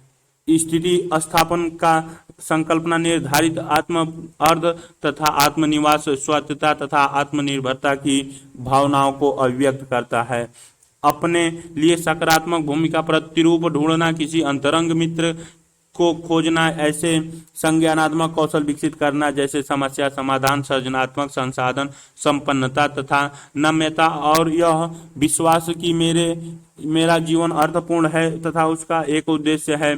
स्थिति स्थापक व्यक्ति अभिघात के प्रभाव, दबाव तथा वित्तीय पर विजय होने में सफल होते हैं एवं मानसिक रूप से स्वास्थ्य तथा अर्थपूर्ण जीवन व्यतीत करना सीख लेते हैं। स्थिति स्थापन को 3 संसाधनों के आधार पर हाल ही में परिभाषित किया गया है। मेरे पास सामाजिक तथा अंतर्वैयक्तिक तक बल है, अर्थात मेरे आसपास मेरे विश्वास पात्र व्यक्ति हैं तथा चाहे कुछ भी हो जाए वे मुझे से प्यार करते हैं। मैं हूँ आंतरिक शक्ति, अर्थात स्वयं अपना तथा दूसरों का सम्मान करता करती हूँ। मैं समर्थ हूँ अंतर्वैयक्तिक तथा समस्या या समाधान कौशल, अर्थात जो भी समस्याएं मेरे सम्मुख आए उनका समाधान ढूंढने में मैं सक्षम हूँ। किसी बालक को स्थिति स्थापक होने के लिए उसे उपरोक्त में से एक से अधिक शक्तियों का आवश्यकता होती है। उदाहरणतः के लिए बालकों को काफी आत्मसम्मान हो सकता है मैं हूँ, किंतु हो सकता है कि उनके पास ऐसे व्यक्ति न हो जिससे वह सहायता प्राप्त कर सके। मेरे पास है तथा उनमें समस्या के समाधान की क्षमता न हो। मैं समर्थ हूँ। ऐसे बालक स्थिति स्थापक नहीं कहे जाएंगे। बालकों पर किए गए अनुदैर्ध्य अध्ययन इस प्रकार के साक्ष्य प्रस्तुत करते हैं कि निर्धनता तथा अन्य सामाजिक असुविधाओं से उत्पन्न विकट असुरक्षा के उपरांत भी अनेक व्यक्ति योग्य तथा ध्यान रखने वाले वयस्कों में विकसित हो जाते हैं। इसमें हम अनुचित स्त्रियां से नाराजगी युक्त व्यवहार से दूर रहने की जरूरत होती है। स्वयं की देखभाल, यदि हम स्वयं को स्वास्थ्य दुरुस्त तथा विश्रांत रखते हैं तो हम दैनिक जीवन के दबाव का सामना करने के लिए शारीरिक एवं संवेदीय रूप से और अच्छी तरह तैयार रहते हैं। हमारे शोषण की प्रतिरूप हमारी मानसिक तथा संवेदीय स्थिति को परिलक्षित करता है। जब हम दबावग्रस्त अथवा दुश्चिंतित होते हैं तो हमारा श्वसन और तेज हो जाता है, जिसके बीच बीच में अक्सर आहें भी निकलती रहती हैं। सबसे अधिक विश्रांति श्वसन मंद मध्यपट या डायाफ्राम अर्थात सीना और उदर गुहिका के बीच एवं गुंबदकार पेशी से उदर केंद्रित श्वसन होता है। पर्यावरणीय दबाव जैसे शोर, प्रदूषण, दिक्, प्रकाश, वर्ण इत्यादि सब हमारी मन स्थिति को प्रभावित कर सकते हैं। इनका निश्चित प्रभाव दबाव का सामना करने की हमारी क्षमता तथा कुशल क्षेम पर पड़ता है। असहायक आदतों पर विजयी होना, असहायक आदतें जैसे पूर्णतावाद, परिहार्य, विलंबन या टालना इत्यादि ऐसी युक्तियां हैं जो अल्पकाल तक तो सामना करने में सहायक हो सकती हैं, किंतु वे व्यक्ति को दबाव के समक्ष अधिक असुरक्षित बना देती हैं। पूर्णतावादी वे व्यक्ति होते हैं जिन्हें सब कुछ बिल्कुल सही चाहिए। उन्हें इस प्रकार के कारकों जैसे उपलब्ध समय, कार्य बंद न करने के परिणामों तथा प्रयासों जो अपेक्षित हैं के स्तरों पर को परिवर्तित करने में कठिनाई होती है। उनके तनावग्रस्त होने की संभावना अधिक होती है तथा वे विश्राम करने में कठिनाई अनुभव करते हैं। स्वयं अपनी तथा दूसरों की आलोचना करते रहते हैं तथा चुनौतियों का परिहार करने की ओर उनका झुकाव होता है। परिहार का अर्थ है समस्या को स्वीकार या सामना करने से नकारना तथा उसे जैसे कालीन के नीचे समेट देना। विलंबन का अर्थ है जो जरूरी कार्य हमें करना ही है उसमें विलंब करते जाना। हम सभी यह कहने के दोषी हैं, मैं इसे बाद में करूंगी। वे व्यक्ति जो स्वभावत कार्यों को टालते हैं वे जानबूझकर अपने असफलता, भय या अस्वीकृति का सामना करने से परिहार करते हैं। अनेक ऐसे कारकों की पहचान की गई है जो सकारात्मक स्वास्थ्य, पॉजिटिव हेल्थ के विकास को सुकर या सुसाध्य बनाते हैं।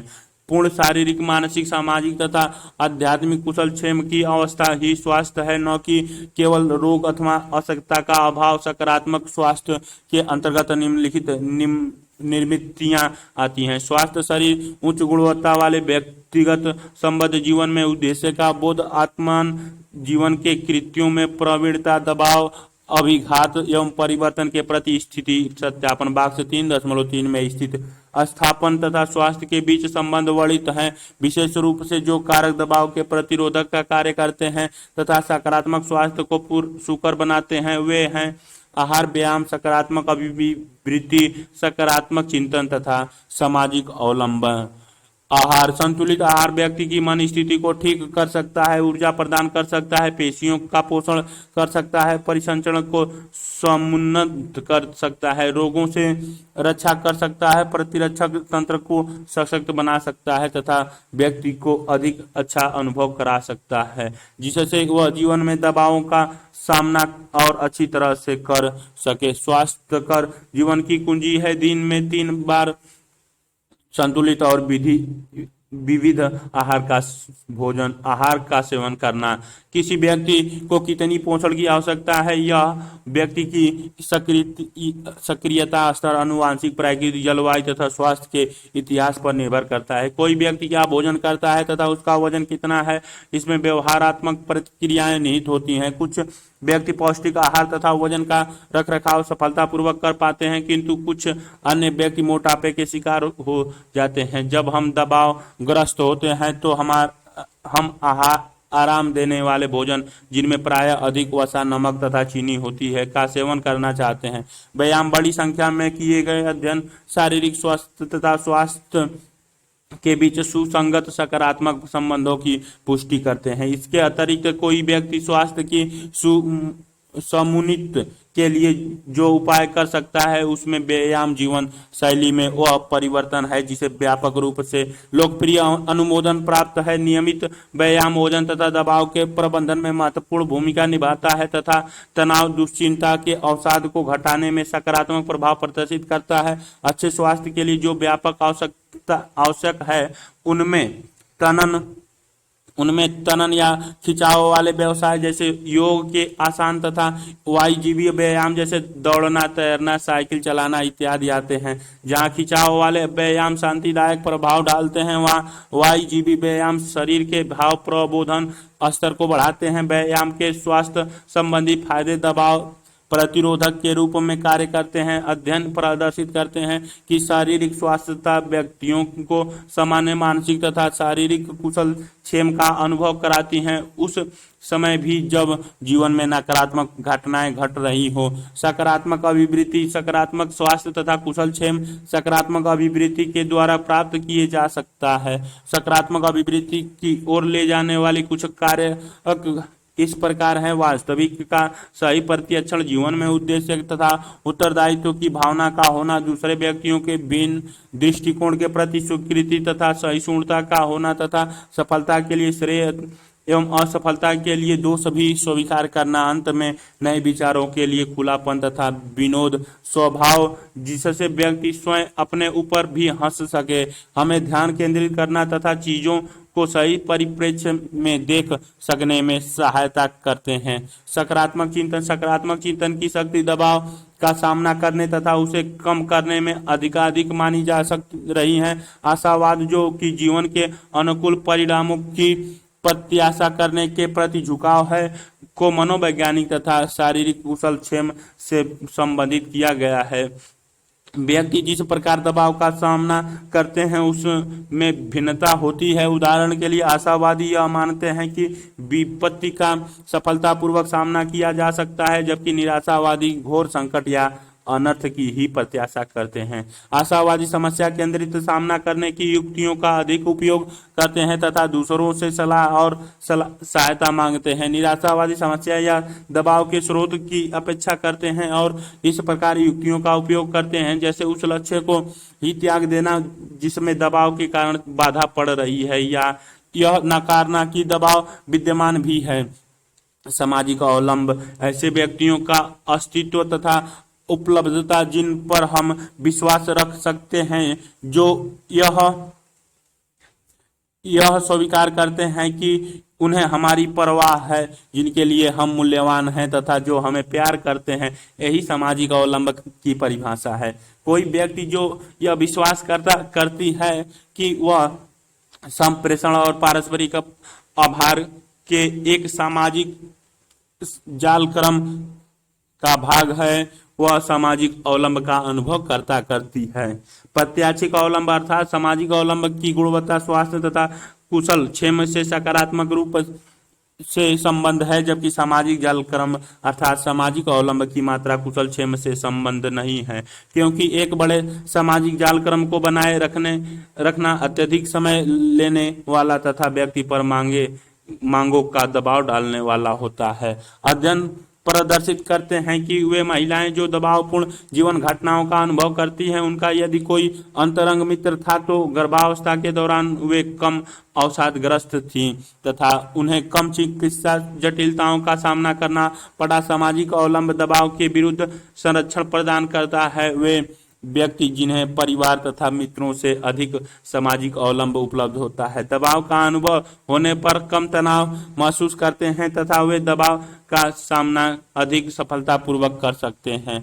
सामाजिक अवलंब मूर्त अवलंब टेंजिबल सपोर्ट के रूप में अर्थात महत्वपूर्ण साधनों जैसे धन, वस्तु, सेवा इत्यादि की सहायता के द्वारा हो सकता है। उदाहरण के लिए कोई बालक अपने मित्र को अपनी कक्षा के नोट्स इसलिए दे देता है क्योंकि वह बीमारी के कारण विद्यालय से अनुपस्थित था। परिवार तथा मित्र दबावपूर्ण घटनाओं के बारे में सूचनात्मक अवलंब इंफॉर्मेशनल सपोर्ट भी प्रदान करते हैं। उदाहरण के लिए एक विद्यार्थी जिसे बोर्ड की एक कठिन परीक्षा देनी है जो एक दबावपूर्ण घटना है को यदि उसका कोई मित्र जो इस प्रकार की परीक्षा दे चुका है उसे परीक्षा संबंधी सूचनाएं देता है तो वह न केवल उसमें निहित बिल्कुल ठीक प्रक्रिया को जान लेगा, बल्कि वह उसे यह निर्धारित करने में भी सहायता करेगा कि इस परीक्षा में सफलतापूर्वक उत्तीर्ण होने के लिए कौन कौन से संसाधन एवं सामना करने के लिए कौन कौन सी युक्तियां उपयोग होंगी। दबाव के समय कोई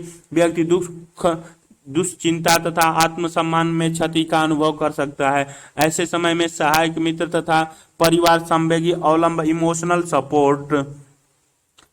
सपोर्ट की उपलब्धता करा सकते हैं, यदि वे उसे आश्वस्त करा सकें कि वह उनका प्रिय है, उनके लिए मूल्यवान है तथा उसकी उन्हें परवाह है। शोध अध्ययन यह प्रदर्शित करते हैं कि दबाव के समय में सामाजिक अवलंब मनोवैज्ञानिक व्यथा जैसे अवसाद या दुश्चिंता को प्रभावित तरीके से घटा देती है। ऐसे प्रमाणों में निरंतर वृद्धि हो रही है कि सामाजिक अवलंब मनोवैज्ञानिक कुशल क्षेम से संबंध है। सामान्य सामाजिक अवलंब के मानसिक स्वास्थ्य संबंधी फायदे सहायता देने वाले तथा प्राप्त करने वाले दोनों पक्षों को ही प्राप्त होते हैं।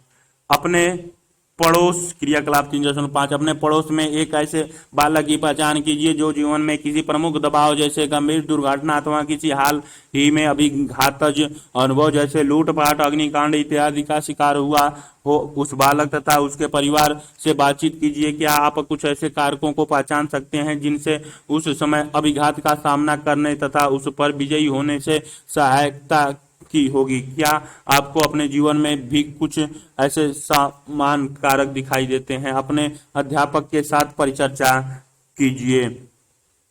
प्रमुख पद: सचेत प्रतिक्रिया, मूल्यांकन, सामना करना, परिश्रांति, सामान्य अनुकूलन, परिलक्षण, GAS गैस, दृढ़ता, स्थिति, जीवन कौशल, अवसाद, सकारात्मक स्वास्थ्य, मन अस्थिरता, प्रतिरक्षा विज्ञान, स्थिति स्थापन, सामाजिक अवलंब, दबाव कारक। सारांश: दबाव जीवन का एक अंग है। दबाव न हो तो एक उद्दीपक और न ही एक अनुक्रिया बल्कि व्यक्ति तथा पर्यावरण के मध्य एक सतत स्वव्यवहार प्रक्रिया है। दबाव प्रमुखता 3 प्रकार के होते हैं: भौतिक, पर्यावरणीय, मनोवैज्ञानिक और सामाजिक। दबाव के स्रोत है जीवन घटनाएं, प्रतिदिन की उलझनें तथा अभिघातज घटनाएं। दबाव के प्रति संवेगात्मक, शरीर क्रियात्मक, संज्ञानात्मक तथा व्यवहारात्मक अनुक्रियाएं होती है। सामना करना: दबाव के प्रति एक गंत्यात्मक स्थिति विशेष वैयक्तिक प्रतिक्रिया होती है। दबाव का सामना करने के 3 प्रमुख कारक हैं: कृत्य अभिविन्यास, संवेग अभिविन्यास तथा परिहार्य अभिविन्यास। युक्तियां: दबाव का सामना करने की अनुक्रिया समस्या केंद्रित तथा संवेग केंद्रित हो सकती हैं। समस्या केंद्रित अनुक्रिया पर्यावरण को परिवर्तित करने पर केंद्रित होती हैं तथा घटना के संकट मूल्यों को कम करने का कार्य करती हैं। संवेग केंद्रित अनुक्रियाएं संवेगों को परिवर्तित करने की युक्तियां हैं तथा उनका उद्देश्य घटना के कारण उत्पन्न संवेगी विघटन की मात्रा को सीमित करना होता है। दबाव से निपटने तथा सफल सामना करने के लिए स्वस्थ जीवन शैली आवश्यक है। अग्रहिता, समय प्रबंधन, सविवेक चिंतन, संबंधों को सुधारना, स्वयं की देखभाल तथा असहायक आदतों पर विजयी होना वे जीवन कौशल हैं जो हमें जीवन की चुनौतियों का सामना करने में सहायता करते हैं। सकारात्मक स्वास्थ्य तथा कुशल क्षेम, संतुलित आहार, व्यायाम, सकारात्मक अभिवृत्ति, सकारात्मक आशावादी चिंतन तथा सामाजिक अवलंब के द्वारा विकसित होते हैं। इसके साथ ही समाज में चतुर्दिक सामंजस्य या समरसता स्थापित करने को भी आवश्यकता है। हमारे लिए ऐसे अस्वास्थ्यकर पलायन वाले मार्गों जैसे धूम्रपान, मद्य, मादक द्रव्यों तथा अन्य हानिकारक व्यवहारों का परिहार करना भी आवश्यक है। परियोजनाएं, 5 से 10 किशोरों के जीवन के दबाव का अभिलेख तैयार कीजिए। क्या एक लड़के या लड़की के लिए भिन्न है? उन उपायों को ज्ञात कीजिए जिनके द्वारा वे उनका सामना करते हैं। अपने माता पिता, दादा दादी, नाना नानी से विशिष्ट दबाव कारकों के विषय में विचार विमर्श कीजिए जिनका अनुभव तथा सामना वे अपने जीवन में कर रहे हैं। वेब लिंक्स में WWNLMNIH गवर्नमेंट या मेडिलिन नेपल्स स्ट्रेस HTL से कर सकते। www.technicalhealth.com से www.life-positive.com स्ट्रेस HTML से प्राप्त कर सकते हैं। शैक्षिक संकेत में विद्यार्थी को यह समझना आवश्यक है कि दबाव जीवन का एक अभिन्न अंग है, इसलिए उन्हें स्वयं अपने तथा दूसरों के दबाव में लक्षणों को पहचानने के लिए प्रोत्साहित करना चाहिए। विद्यार्थी को विभिन्न प्रकार के प्रतिबलों का सामना करने का संभव उपाय का विचार विमर्श करना चाहिए। विद्यार्थी के जीवन के उदाहरण लेते हुए उन्होंने शारीरिक मानसिक स्वास्थ्य पर दबाव के हानिकारक प्रभाव को समझना चाहिए। विद्यार्थी को इसके लिए प्रोत्साहित किया जाना चाहिए कि वे समाचार पत्र, पत्रिकाओं, इंटरनेट इत्यादि के माध्यम से ऐसे साहित्य की खोज करें जिनमें दबाव का सामना करने के लिए उपाय संबंधी सुझाव